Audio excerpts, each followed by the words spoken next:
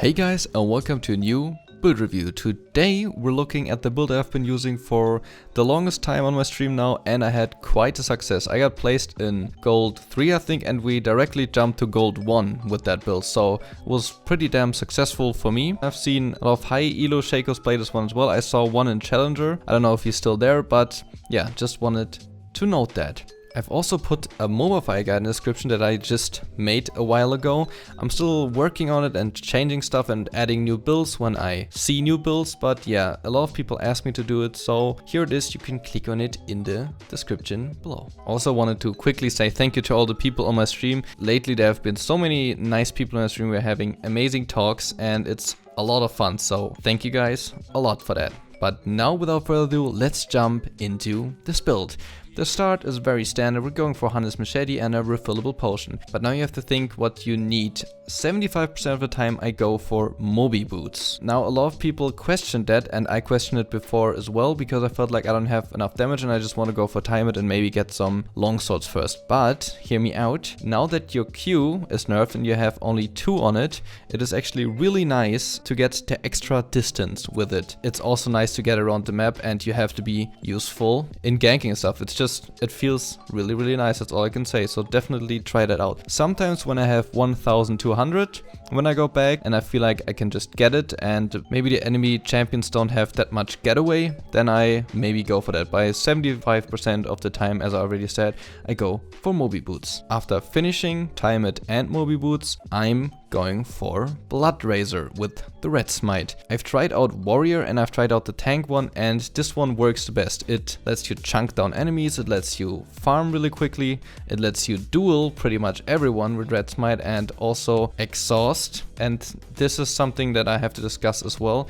Exhaust or ignite. Now there were some wacky stuff like Ghost and Flash as well, but ultimately I think it comes down to exhaust and ignite. And in my opinion, in 75% I now take exhaust against things like Shyvana, for example. If there's a scenario that you will see on my montage as well, is I fighted Aloy and a Zag. You can actually see it in my game analysis. And I can exhaust Aloy, kill her quickly, and then chunk down the Zag as well, because I have so much chunking down power with this build against tanks as well. So it feels quite fucking nice. It just gives you dual power. So if you prefer ignite, you can still go for it, but 75% of the time I go for exhaust. I've used that percentage twice now. Now for next item, I finish Titanic Hydra. For some games I actually got Cleaver first, but in my opinion getting the proc from Titanic, the clearing power, yeah, that's pretty much all. That's the most important thing, and of course dual, the little tankiness you get, but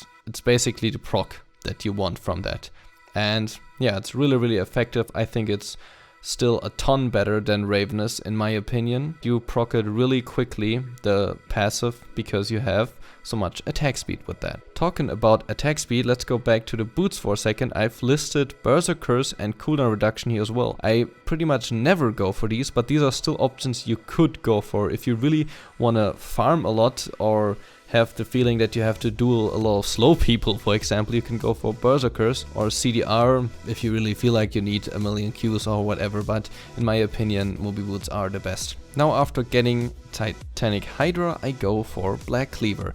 Now I think Black Cleaver really makes this build amazing, because the passive works on your clone as well. So the dueling is insane. You can easily fight 3 people, 4 people if you're ahead enough. Of course, if they have CC and the right burst damage, then that will not be the case. There's champions who can do better than Shaco, but this is all in theory. And I've had a lot of these situations the last couple of days, so it's also nice to chase down people as well, of course. As well to do that with your clone, because you can stick your clone on someone and he hits and he gets movement speed and he just sticks to the target like a suicide bomber or something like that. Actually, that phrase is kind of bad at the moment, but don't take it seriously, let's just compare it. Now, when finishing this, you're in an extremely stable duel phase and just overall have nice damage and health and can get around the map nicely. Now I've listed a lot of different items that I went for, and we're just gonna go over them all quickly. I can't recommend all of them just yet because I haven't tried out enough. Yeah, we're just gonna go over them quickly. The first item is Trinity. You can't really go for it because you have Phage already, so you could take that instead of Black Cleaver, and Faker actually does that together with Warrior. I checked that out, so it's definitely something you could do, but I prefer Black Cleaver. Next item is Blade of the Rune King. Amazing dual power, better chasing, and nicer sustain of course as well because of the lifesteal. Yeah, that's pretty much it. I've built it against at least some tanks in the enemy team, but it works quite well against fighter and all that. But yeah, it should be some tanky people in the enemy team is what I feel like is best. Two items are Phantom Dancer and Static Shift. I'm never quite sure on what to decide to buy from those two. Actually, at the moment I've been going for Phantom Dancer quite some time because with this build you have really nice fightability and you don't die that quickly, so it's actually kind of certified to get this one. But Statics of course has instant burst, wave clearing. It depends on what you want. Dual power, or do you just want to split around or kill people who get away easily? Like if they have a Tristana who keeps getting away with her jump or something like that, then this is definitely something you can consider. Now the next 80 item is Infinity Edge. Really stable item, makes your passive backstab really nice, just stable overall. I've actually not tried buying this item instantly after that, but as a finisher last item I think this is really nice. The two last items are situational Morph Monitors against a lot of AP if you still want to contain ADness. And the last item, Lord Dominic's, which there can be some situation where you still need this, but with the builds that we're having right here, with also having Blade of the Rune King and stuff, I don't think it's necessary most of the time, but I still put it there because there are some situations where I bought it. Now the second segment is the tanky stuff. An item that I really love, and I also showed in the AP guides, is Iceborne Gauntlet. You get a sheen through it, you get a little bit of tankiness, and yeah, I just love this item. If you think you're not amazingly ahead and got some assists, or you died sometimes and you feel like, I'm not quite sure if I can burst nicely or duel someone, then I would go for this item, and you can chase nicely with the slow as well. Next item, something very stable all the time, gives you movement speed as well. Deadman's Blade, and the proc is nicely as well. Not much to say here. Sunfire, haven't tried too much, gives you nice wave clear and also more fightability if you're in a big team fight and you're already a little bit tanky. Maybe if you're going for Iceborne Gauntlet and getting this as well, you can stand in the middle and do consistent damage. That's pretty nice. Then Randuin's gives you the slow, and also I got that against, like, if they had Jhin and Yasuo and stuff like that, a lot of people who can crit a lot, then you just go for this. Now Thornmail I went when the enemies were full 80 and I already had an armor item. I don't really like going for Thornmail without an armor item, but in a really 80 heavy situation maybe you can do that as well. Now the last items are Spirit Visage against extreme heavy AP. If you don't want to go for more because it's too aggressive you feel like, then you can go for this. Guardians if you want maybe in the end as a last item that you're safe if you're 14-1 or whatever, that you don't get shut down or you get a second chance. And of course the ZZ Rod Portal, you could put that together with the statics or something if you feel like you can only split push and there's no way your team is gonna win team fights or something like that, then you can go for ZZ Rod and put that somewhere else and fight with your team or something like that.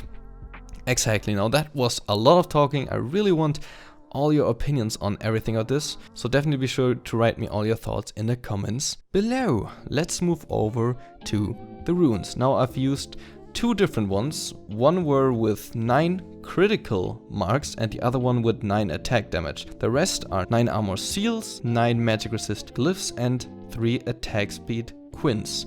Now I have tried out both with critical marks and attack damage, and if you take critical you really have to make use of your backstab passive. So from consistency I would probably take still the attack damage, but it's definitely interesting and I feel like you can take both. That's pretty much all I can say. Both are really stable, but I feel like attack damage is still a little bit more stable at the moment. But it's fun to try out new stuff. And if you're a one-trick pony, you have to try out new stuff or you get bored at some point. Now going over to the Masteries. Nothing wacky happening here, just in the Cunning 3 going for Thunderlords and in Ferocity going for Double-Edged Sword. Now I went for Bounty Hunter a lot of time, but I think I already said that in the other videos. It's a little bit too cocky to go for that in the Bruiser build as well. If you fall behind with the Bruiser build, you can maybe still get ahead somehow again with double-edged, but if you got no one, then you get nothing from Bounty Hunter. I've also thought about Battle Trance, but I still feel like you burst a lot with this build, so I rather go for double-edged sword. Now before that, I actually put 2 in Vampirism and 3 in Natural Talent. I normally always put them all in Natural Talent, but I feel like if you have 1 lifesteal, which you get from Vampirism, actually it's 1.2 and Spell Vamp as well, then in the end, if you're full bit and you have no lifesteal item, you can just jump into a wave and heal up.